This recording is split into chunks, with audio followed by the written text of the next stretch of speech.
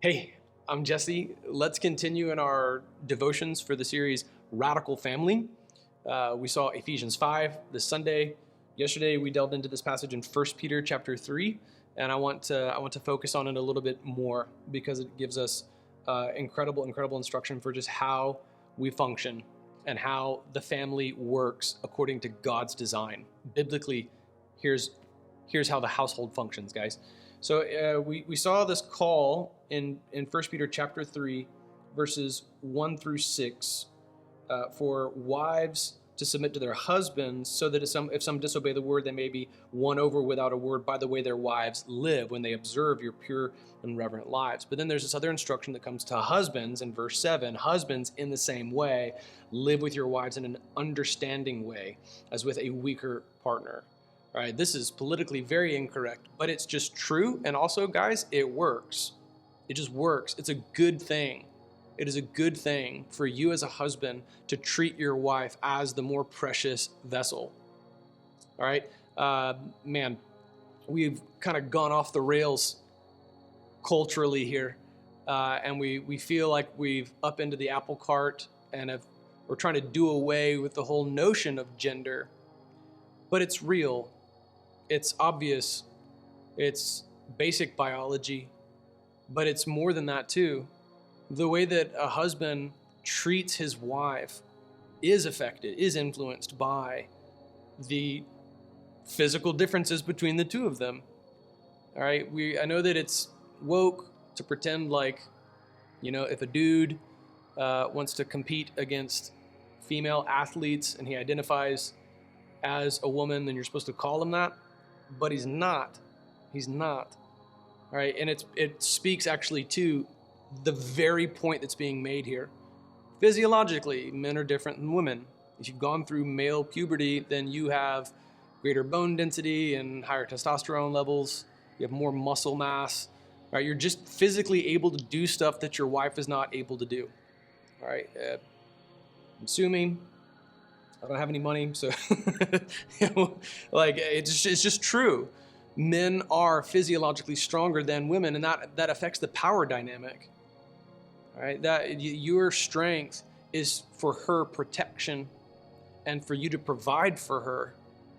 This is what we saw, as well as mandate for husbands to provide for their wives, the way that Christ provides for the church and cares for his body, the church. You care for her like she's your own body. You use your strength to serve her. You go out and you work your tail off. It's part of the nature of a cursed state, the sin-stained state of reality, that by the thorns and thistles of the dust, we've got to work hard, to be able to provide. And even today, in a technological era, you haven't gotten over Adam's curse. I mean, we have tools that help us, and we can accomplish a lot, but we still got to work.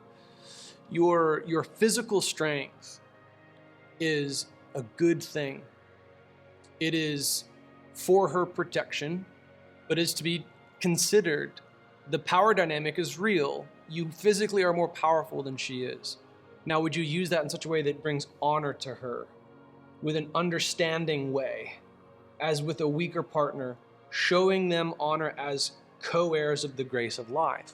So even though she physically may not be able to lift something as heavy as what you could lift, she is a co-heir of the grace. Right? Do not mistake my complementarianism for any sense of misogyny. No, by no means. This is a really unfair stigma that's placed against the complementarian view, and when in fact, as a complementarian, I devote myself very much so to loving my wife well, and providing for her well, and treating her gently, showing her honor as a co-heir of the grace of life. This grace of life, what is this? I mean, it speaks to eternal life. He's just used kind of he's used a gospel lens to lay out how we interact with each other, and to say that she is a co-heir of the grace of life. And in one sense, you could think of this as eternal life, as heaven above. But I think that he didn't use the word eternal here, that even the life we have today is also a form of common grace, an outpouring, an evidence of the goodness of God. And she, as your wife, husband, she receives that with you. And the two of you are co-equal in this. See that word co-heirs of the grace of life. And then the takeaway is so that your prayers will not be hindered. So using this final phrase, we can also then draw another theological conclusion that if you do not live with your wife in an understanding way, and you do not show her grace and honor as the weaker partner, and you do not acknowledge her as a co-heir of grace, but you condescend to her, you look down on her, you treat her like she's dumb, and you throw your weight around. Right? If you do not honor her as a co-heir of the grace of life, you're not going to receive anything from God, bub.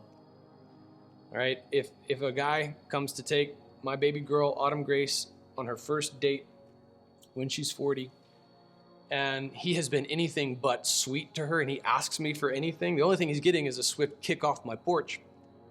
You can't be unloving toward God's daughter and then ask him for something. You know this.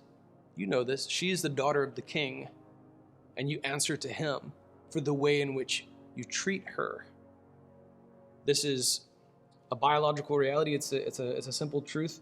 Husbands, live with your wives in an understanding way as with a weaker partner, showing them honor as co-heirs of the grace of life so that your prayers will not be hindered. And then tomorrow we go into further instructions that I think also just affects the way that we argue. We got to argue well. So I'll see you tomorrow.